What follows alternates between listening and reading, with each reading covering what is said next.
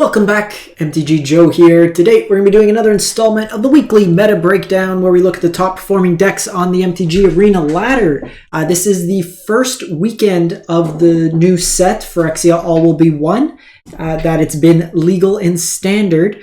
So we're going to kind of recap and see what were some of the top decks after the first weekend and what you could kind of anticipate when you are either going up in the ladder or if you're playing in a local tournament, whatever it may be.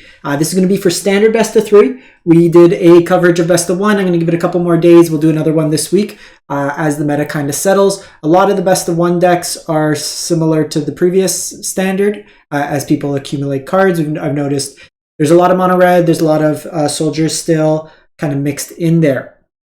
We'll also cover the other formats, Historic and Explore, as we get a large enough sample size of data to look between those Best of 1 and Best of 3 formats. So we are looking February 7th through the 12th, 5-day sample size, Platinum to Mythic rank, 15,000 games of Magic played, 15,000 matches, so 30 to 45,000 games. And as always, we're getting the data, what you see on the screen from Untapped GG, companion tool that runs alongside your Arena client, tracks win rate, loss rates, deck collections, in-game overlays, whole bunch of useful functionality that you can get started with in a link in the video description. I'll also paste these deck lists if you want to copy and paste my homework and get that going in terms of some of these high-performing decks thus far. Quick programming request if possible. Trying to target 10,000 subs on YouTube by the end of June. So a couple months away. Just need a little over like 2,500 subs. We're in the mid 7,000. So appreciate if you haven't subbed to the channel. It's free. Helps me out a lot. And if you are subbed, as always, comments, likes, all help the YouTube algorithm overlords. So jumping into it from the Arena ladder, top deck thus far is Mono Black Aggro Midrange. And it's very similar to what we've had in the previous set. You have your like cut downs, go for the throats, Evolve Sleeper, Trespasser, Liliana. It's kind of a return of Sorin in these lists in terms of giving us lifelink body, some card advantage mixed in. Shelly's, Invoke Despairs, Flesh Gorgers. But we do have some additional new cards in the set. So trimming down on the number of Bank Busters, we have the addition of Sheoldred's Edict. Very powerful, flexible spell. So normally in these types of decks, you had all this targeted removal that didn't do anything against Planeswalkers. And Phyrexia All Will Be One introduced a number of new Planeswalkers that can see varied play. Sheoldred's Edict lets you kind of target your opponent in the sense of making them forced to sacrifice a non-token creature, a token creature, or a Planeswalker. So this is notable if, for example, they have a Wedding Announcement token and a Sheoldred out. You want to get rid of the Sheoldred, you could control it, where normally these Edict style effects, they would just sacrifice like the worst of the two creatures. There's a copy of Phyrexian Obliterator, 4 black mana, trample 5/5. Whenever a source would deal damage to Obliterator, that source's controller sacrifices that many permanents. So something that mono red doesn't really want to attack into, creatures don't necessarily want to attack. However, it is pretty susceptible to all the just targeted removal that goes around the format. So it's quite polarized in the matchups that it's good. It's basically unbeatable. And then in like just a mid-range mirror, it's just a dude. And then we also have Vraska's Betrayal's Sting. 5 or 6 mana, depending if you want to play the Phyrexian mana cost. Its 0 ability lets you draw a card, lose a life, and proliferate, which makes you get to put another counter on another permanent. This also, or on any of your permanents. This also works with like constantly adding to your Bank Busters. Like you can up your Lilianas, your Sorins, get them closer to ultimate as well. Its -2 is you basically turn anything into a treasure, and then it's -9, you get to put someone to 9 poison counters. Copy of Flesh Gorger, and then this version's on 2 Mishra's Foundry. Sideboard, Dress for the kind of mid-rangey control mirrors. Extract the Truth, another discard style effect that you either get them to discard a creature, enchantment, or planeswalker, or you get them to sacrifice an enchantment. So useful against like the mono white matchup that tends to play a lot of enchantments. Infernal Grasp is some more removal. You have your Bank Busters for the grindier matchups, Grix for kind of the grindier matchups as well, or just matchups where like they're not going to have a lot of removal to pick it off. And then Malicious Malfunction as a sweeper for like soldiers, kind of the low to the ground aggro decks. And Junji's for any matchup with a lot of targeted removal that doesn't particularly have exile based. So in the mono black mirrors, for example, none of their removal is exile based unless they're playing soul transfer still. So this at least gets you some value. You get to reanimate something. You sometimes see Gix's command in the side because it's flexible in terms of being able to sweep, but also get extra copies of Shelly back. So kind of all mixed into that. The next deck, and this is a deck I featured on my channel. So this is Mardu Tokens. So if you want to see a video of this, there's over an hour long. We tried a couple different variations of the deck, but it's kind of built around Mondrek Glory Dominus. So this is basically doubling season-esque for your tokens, or parallel lives would be the better parallel, pun intended. So if you create a token, you get to create twice as many tokens. And then for 1 to 3 mana, depending if you're paying the Phyrexian cost, you could sack 2 other creatures or artifacts, and you get an indestructible counter. So the counter is permanent. So they'd have to do something to remove the counter, Glissa, for example. But this is a very powerful card once it gets rolling, because you have like Wedding Announcement that makes 2 tokens. Fable the Mirror Breaker makes 2 tokens. And the treasure tokens get doubled as well. Same with Riveteer's Requisitioner gets you 2 counters. Now notably, and I made this error when I was recording the deck tech, I thought you'd get 2 copies of the token of Obnixilus. But how Obnixilus is worded, as you cast this spell, you get to sacrifice whatever. When you do copy this spell, that copy becomes a token. So it becomes a token upon like the resolution, but it doesn't. And like you're not creating a token, it becomes a copy of a token. It's weird wording, but it doesn't double the way I thought it would. So you have removal and Go for the Throat, Rite of Oblivion. Crawling Chorus, when it dies, you get another Phyrexian Might that lets you get toxic on your opponent. You have Skrell's Hive. So kind of the Bitter Blossom effect. Sorry, I was choking a little. Bitter Blossom effect, but it's making Phyrexian Mites, and then if your opponent's corrupted with 3 or more poison, all your creatures with toxic get lifelink.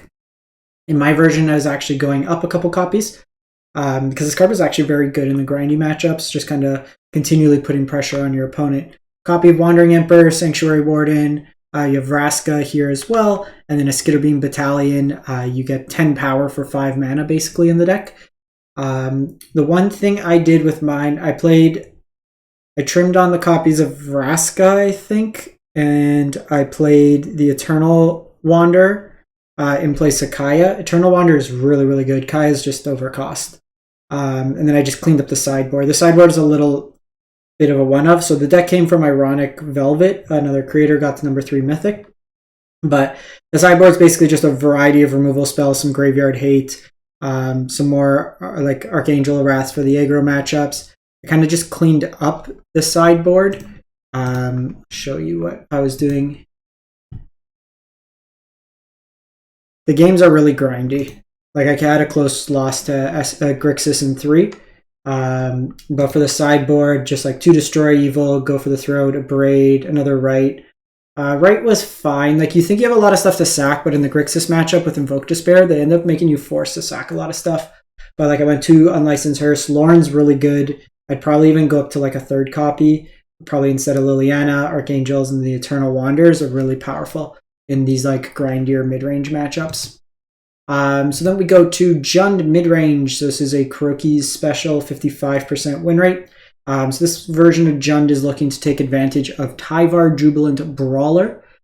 So it lets you activate creatures' abilities as though they had haste.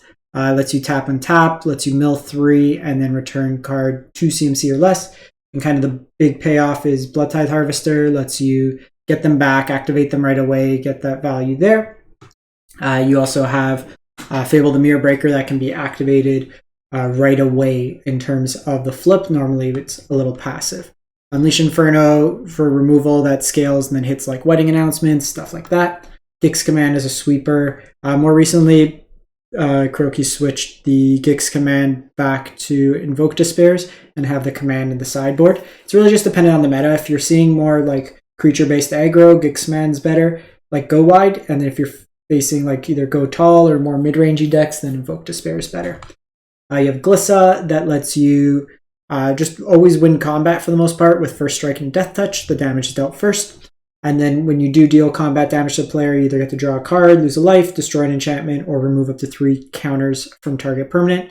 It's pretty sweet to take it off your opponent's Bank Busters. Bunch of removal in the deck, and then some Vindictive Flamestokers lets you accumulate oil counters when you cast non-creature spells, and then sack it to draw 4 cards. Sideboard, like Hand Hate, some more variety of removal spells, Graveyard Hate, kind of the grindier matchup package against the aggressive decks or things like red or just decks that can't really deal Shieldred helps with the life swing, another sweeper, and then Nissa is like in the mono-white matchup, really good because you get multiple minuses to just destroy artifacts or enchantment, which is really powerful in the mono-white deck. So speaking of the mono-white deck, there's a few variations of this deck. It's showing 52% win rate, but I've seen a lot of folks on my Twitter timeline get the 7 wins in the event. We're also going to be looking at the standard challenge from MTGO, and there is a number of placements of the mono-white deck as well. So the mono-white deck got the addition of the Eternal Wanderer, very, very powerful top-end planeswalker. So 6 mana, no more than 1 creature can attack at the Eternal Wanderer each turn. The plus lets you blink a creature and then return to the battlefield at end of turn. So you can reset your enter the battlefield style effects, Ambitious Farmhand, Spirited Companion, Lauren. You could kind of reset your restoration if needed as well. Your Sanctuary Wardens, so a lot of value there. You can also do it on your opponent's tokens, or if something has like a lot of counters that it's been accumulating, you get to reset it there. 0, you get a 2/2 Samurai token with double strike. And then the -4, basically, you choose a creature for each player and they sacrifice all the other ones. So you get left with your best creature, your opponent's left with the worst creature. So very powerful effect there. You also get access to Ossification, 2 mana base in this deck, since you'll always have pretty much a basic land. Catch-all removal for planeswalkers or creatures. That hits pretty well in terms of the mana curve. You have Lay Down Arms, a scalable removal spell, and then just a lot of other powerful threats in like Wandering Emperor, Sarah Paragon, stuff like that. Sideboard, just more copies of Destroy Evil when it's relevant, and for enchantments, big bodies, stuff like that. Fateful Absence, just more kind of catch-all. You could kind of shift into a control deck with temporary lockdowns, Depopulate, Farewell. In the grindier matchups, you have Skrell's Hive for continued creatures, and then in the more aggressive matchups, Sunset Revelry helps you kind of stabilize with tokens, gains you life, gets you cards advantage. You also get access to Roadside Reliquary that lets you draw cards. Easy to have Artifact Enchantment lands in this deck, or Artifact Enchantment. That's it, yeah.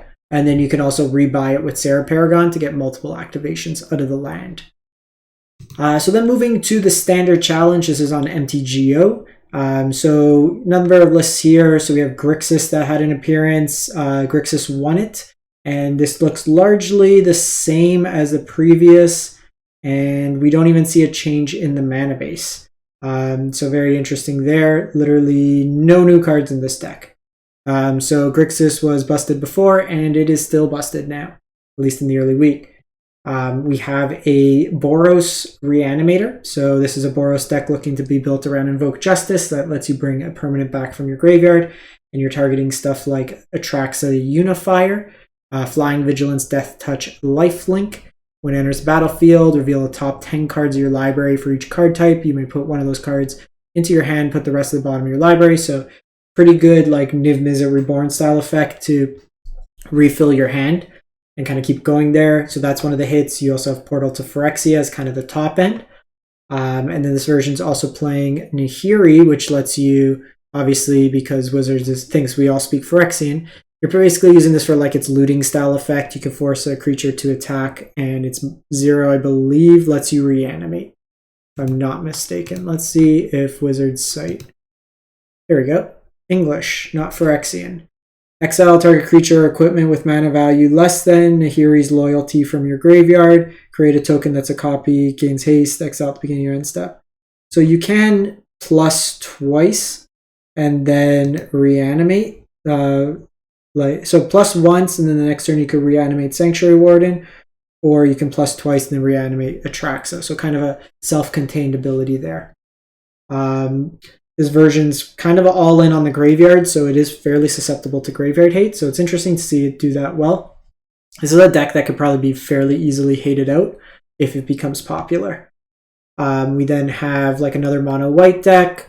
You'll see like varied numbers of ossification. We're seeing even a copy of the Mirrex, just a creature utility land that lets you create Phyrexian Mites. Split. This version's on like the Elspeths, the Wandering Emperors, Eternal Wander, all kind of mixed in there. 3 Paragons in this. So the numbers are going to like vary from number to number. Phyrexian Vindicator is also a card similar to the Obliterator, where in certain matchups it's going to be very good if they can't have like hard removal for it. The red-based, green-based matchups like that. Esper here, Legends is another powerful deck that's been showing up, and it got the addition of Skrelv. So you don't have to play that like Ashnod 1-mana useless card. Skrelv is really good here because it gives protection to your other creatures. Also can give you a backdoor poison win con. But you have... Oh, wait, is this... Sorry, this one's Soldiers.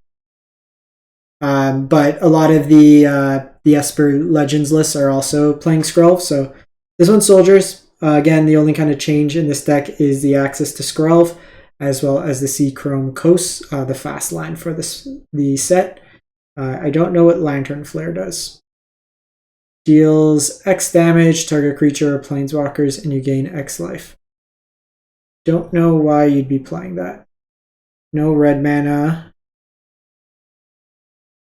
Seems like a bad removal spell. You're probably better off playing like Destroy Evil or something like that. This just seems like...